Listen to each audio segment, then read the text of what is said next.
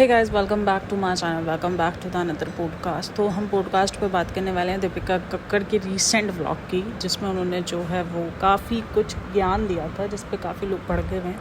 वो ज्ञान क्या था मैं आपको बता दूं, वो था एक फ्रेंडशिप पे। उस व्लॉग में दीपिका की एक फ्रेंड है अनुषा, वो आई थी और उसके बाद जब वो चली गई तो तकरीबन 5 से 7 मिनट का वो क्लिप था, जिसके अंदर दीपिका ने अपनी फ्रेंड का बोला कि दोस्ती ऐसी होनी चाहिए कि आप लास्ट महीने दिन पहले आपने बात की हो, लेकिन जब वो बात दोबारा हो तो ऐसी ही हो जैसी आपने बात छोड़ी थी। और बहुत कुछ कि मुझे बर्थडेज याद नहीं रहती और वो मैं उसको कभी कॉल भी करूँगी। अब तो इवन वो पहले मुझे कॉल करके याद दिलाती थी कि आज मेरी बर्थडे, और अब तो मैं उसको 4 दिन बाद कॉल करूँगी कि हाँ सॉरी मैं तुम्हारी बर्थडे भूल गई, तो वो कहेगी चल छोड़ आगे बात कर। तो उसने बोला कि दोस्ती ऐसी ही होती है। अच्छा, ये बयान इतना कंट्रोवर्शियल क्यों हुआ ये मैं आपको पहले बता दूं कि दीपिका जब ससुराल सिमर का शो कर रही थी तो वहाँ पर उसकी को एक्टर थी फलक नाज, उससे उसकी फ्रेंडशिप हुई थी और जो कि काफ़ी अच्छी फ्रेंडशिप थी।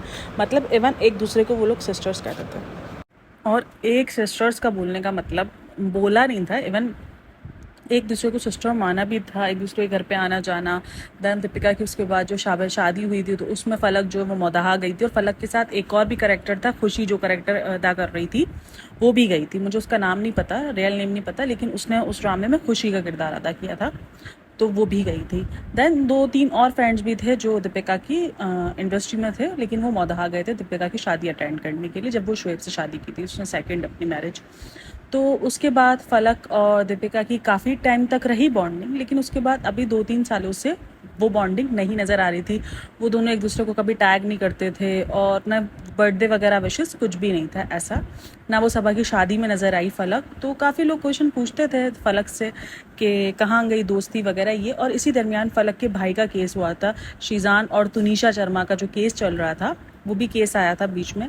दैन उसके बाद फलक गई बिग बॉस। जब वो बिग बॉस से बाहर आई तो ऑब्वियसली उसको बहुत हाइप मिली हुई थी, और एक जो है वो कहते हैं ना कि नज़र में आई हुई होती, फलक नज़र में आई हुई थी क्योंकि बिग बॉस गई हुई थी और दीपिका भी बिग बॉस जाकर वो सीज़न जीत के आई हुई थी। तो खैर फिर वो एक इंटरव्यू देने के लिए गई, वहाँ उस इंटरव्यू पर उसने ये सारी चीज़ें खुलासा की थी कि एक तरफ से हर चीज़ नहीं निपती और मैंने अपनी तरफ से बहुत निभाया। अब जब सामने से मुझे नहीं मिल रहा था, मुझे जो साथ चाहिए था, मुझे जो दोस्ती चाहिए थी वो नहीं मिल रही थी। और इसने इतना भी इधर भी कहा था कि दीपिका जब सबा की शादी पे गई थी तो उसने मुझे मैसेज किया था कि मैं तुम्हारे पसंद के लड्डू लेकर आऊँगी। तो बोला कि मैंने सामने से रिटर्न जवाब दिया था कि मुझे तुम्हारे लड्डू की ज़रूरत नहीं, मुझे तुम्हारे वक्त की और साथ की ज़रूरत थी जो तुमने मुझे नहीं दिया, तो इसीलिए अब लड्डू लेकर नहीं आना। और बोला उसके बाद से खामोशी है। दीपिका ने सामने से ये कहा था कि मैंने बहुत बार क्लियर कर दिया उस चीज़ को, मैं बार बार क्लियरिफिकेशन नहीं दे सकती हूँ, तो इसीलिए तुम जो समझो तुम्हारी मर्जी। और ये कहकर जो है वो फुल स्टॉप दे दिया था कन्वर्जेशन को। दैन उसके बाद से तकरीबन काफ़ी टाइम हो गया, तकरीबन सबा की शादी को 10 मंथ्स हो गए हैं, और उस दरमियान उन्होंने कोई कांटेक्ट आपस में नहीं किया, ना दीपिका ने किया ना फलक ने किया। अच्छा जी, तो फलक ने कहा कि मैंने बहुत निभाई है दोस्ती। अब जो दीपिका का कंट्रोवर्शियल बयान आया वो यही आया है कि मैं भूल जाती हूँ बर्थडेज, मैं ये कर जाती हूँ, मैं वो कर जाती हूँ। लेकिन जब शोएब की बर्थडे होती है, जब घर में किसी की बर्थडे होती है, तब उसको सारी बर्थडे याद होती हैं, वो काउंट डाउन कर रही होती है। तो लोग यही पूछ रहे हैं कि आप अपनी बेस्ट फ्रेंड्स की बर्थडे भूल जाती हो जिसको आपने एज अ सिस्टर माना हुआ है अपना, यानी अब इतनी ज़्यादा भूलक करो। आप अपने शोएब की बर्थडे तो नहीं भूलती जिसका काउंटडाउन आप 15 दिन पहले से स्टार्ट कर देती हो। मतलब सिर्फ आपके लिए आपका हस्बैंड जरूरी है। ठीक है, शादी के बाद लड़कियों की ज़िंदगियाँ चेंज होती हैं, इस चीज़ को हम भी मानते हैं। महीने 1.5 महीने में बात होना दोस्तों से कोई बड़ी बात नहीं है, लेकिन जब आपकी कोई दोस्त प्रॉब्लम में हो और आपको पता हो, क्योंकि पता तो था ना कि प्रॉब्लम में पूरी दुनिया को पता था, तो ऐसा तो हो नहीं सकता कि दीपिका को पता नहीं होगा, क्योंकि ऑब्वियसली वो सोशल मीडिया यूज़ करती है, सारी चीज़ें यूज़ में है। कोई सोशल मीडिया से लाता लोग किसी गांव में तो जाके बैठी नहीं है।